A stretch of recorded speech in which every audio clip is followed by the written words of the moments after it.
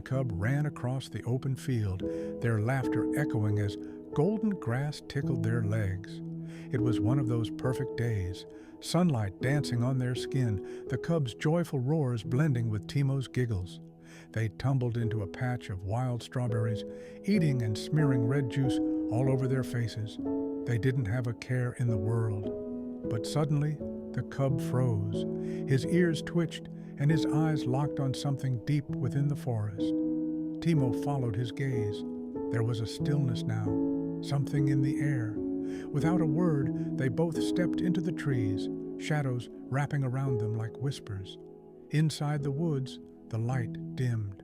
Trees stood tall and ancient, cloaked in mist. They found a tree scarred with deep claw marks. The lion sniffed it, growling low. Timo crouched beside him, his heartbeat rising. "This wasn't you," he whispered. Before fear could settle, a squirrel dropped onto Timo's head, making him yelp. The cub batted at it playfully, and for a moment, laughter returned. But it didn't last long. Soon, they found huge paw prints in the mud, fresh and heavy. Broken branches lay like warning signs. They crouched behind a fallen log, and that's when they saw them. Wolves. Big, tense, hungry wolves.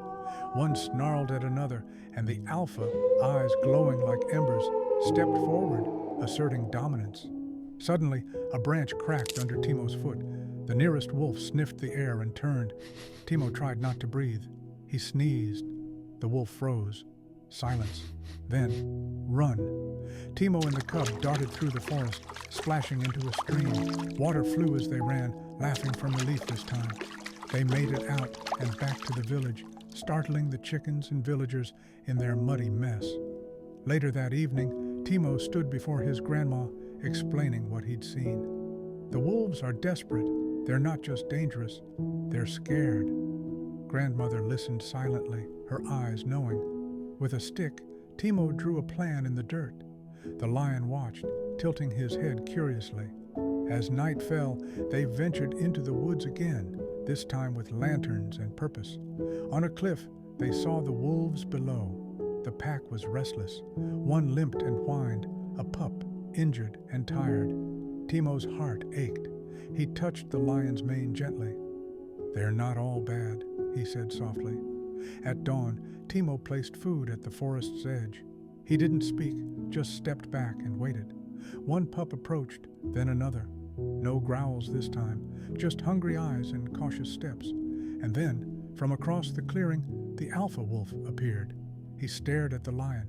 For a moment, neither moved. Then, the wolf dipped his head, just slightly, and turned away, disappearing into the trees. Peace.